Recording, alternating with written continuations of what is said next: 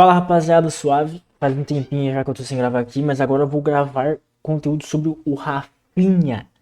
O Rafinha mesmo, aquele Rafinha, tá? Tô gravando aqui no intervalo entre Canadá e Catar. Vou pegar um conteúdinho aqui sobre o Rafinha, que é um conteúdo importante para a seleção brasileira, né? No contexto que a gente tá da seleção brasileira, que a gente tá com uma dificuldade de encontrar um futebol, né? Podemos dizer assim. A gente tá com uma dificuldade de encontrar um futebol tendo o Rafinha, né? E aí saiu notícia aqui, ó. Membros do Movimento Verde e Amarelo conversaram com Rafinha na chegada do hotel da seleção brasileira. Copa do Mundo é guerra. Aí isso a notícia já tá transbordando o mundo, né, cara? O Brasil inteiro, porque a gente tá criticando o Rafinha. Vários memes, né, depois do jogo contra o Marrocos. E aí tem essa notícia aqui.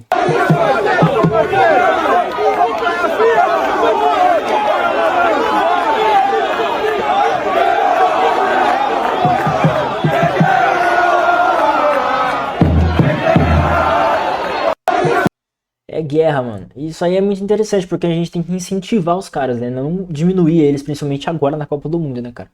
Eu acho que agora a gente tem que colocar o Rafinha como um cara que, tipo assim, obviamente a gente não vai tirar a pressão do cara, mas a gente também tem que pensar que, pô, ele tem que ter essa pressão, mas ele também não pode ser tão criticado, né, cara? Eu acho que a gente tem que confiar nele. Acho que esse é um dos papéis importantes.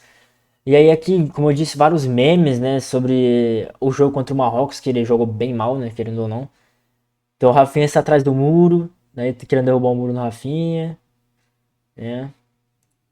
Aí aqui, por exemplo, o Rafinha jogando mal.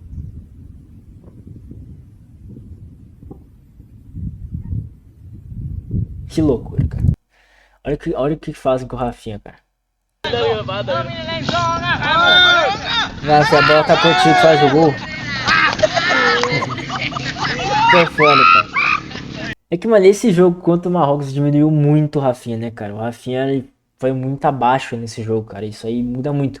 O outro que era do outro lado, né, que é o Vini Júnior, fez um jogo muito melhor do que o Rafinha, né, cara? Fez até o gol, né, um golaço. Então, aí a pressão logicamente cai no Rafinha, né? Mostra que a gente também tem que pressionar. Porque senão, mano, a gente tá lascado, né, cara? E aqui eu separei rapidão um pouco das estatísticas do Rafinha pela seleção, né, cara? Na Copa do Mundo ele tem 6 jogos, contando esse contra o Marrocos, 0 gols e 0 assistências. Ou seja, um pouco apagado. Não que ele tenha jogado muito mal, mas eu não lembro de ele fazer algumas jogadas muito interessantes. Em jogos amistosos ele até vai bem. Nas eliminatórias ele até parece bem, com estatísticas até que boas, né? 8 gols, 4 assistências em 20 jogos. É um número bom. Um gol na Copa América. E assim, os números dele, principalmente em Copa do Mundo, pesa. Mas obviamente eu acho que todo jogador tem um peso de Copa do Mundo, cara. É muito difícil você ser um jogador que não sente Copa do Mundo, cara. Copa do Mundo é um evento, né, cara? É uma competição que pesa muito na cabeça de qualquer jogador do mundo.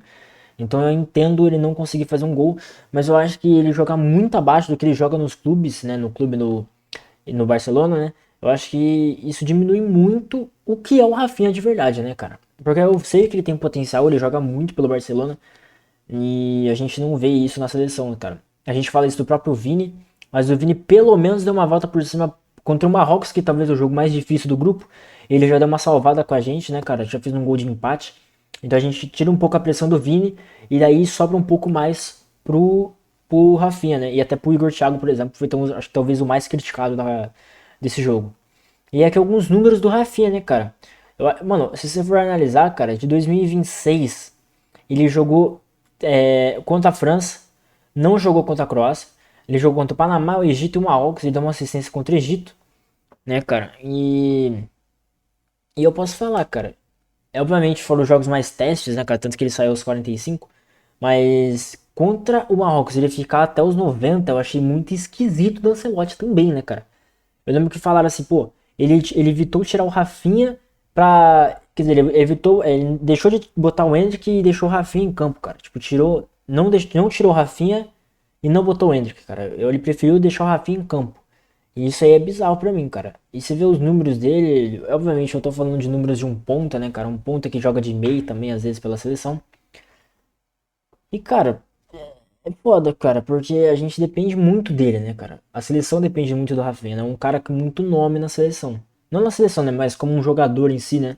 Tô falando que ele é muito bom na seleção. Mas se você pensar no jogador Rafinha, cara, ele é um dos melhores jogadores com nome na seleção. assim, atualmente é um dos melhores jogadores do mundo. Então a gente depende dele de qualquer jeito, é igual o Vini Júnior, cara. O Vini Júnior também é um dos melhores jogadores do mundo. Se a gente não depender dos melhores jogadores do mundo, a gente tá lascado. Então, pra mim, é complicado o Rafinha na seleção, cara. Eu acho que a gente teria que dar um pouco mais de pressão pra ele, deixar ele um pouco mais no banco.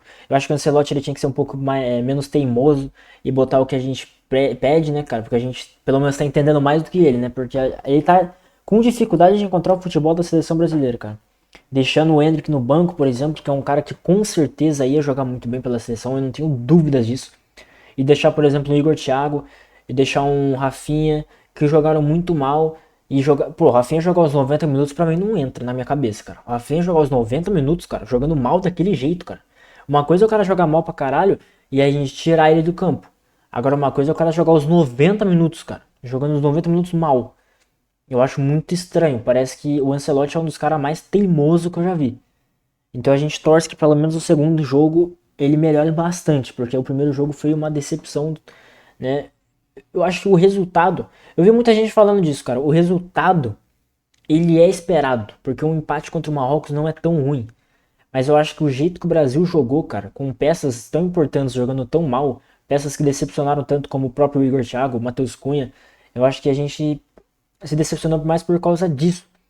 Porque querendo ou não, a seleção empatar com o Marrocos, cara, que talvez era o jogo mais difícil, quer dizer, talvez não, é o jogo mais difícil da fase de grupos, não era muito bizarro. Obviamente a gente queria ganhar, mas eu acho que um empate não seria tão ruim.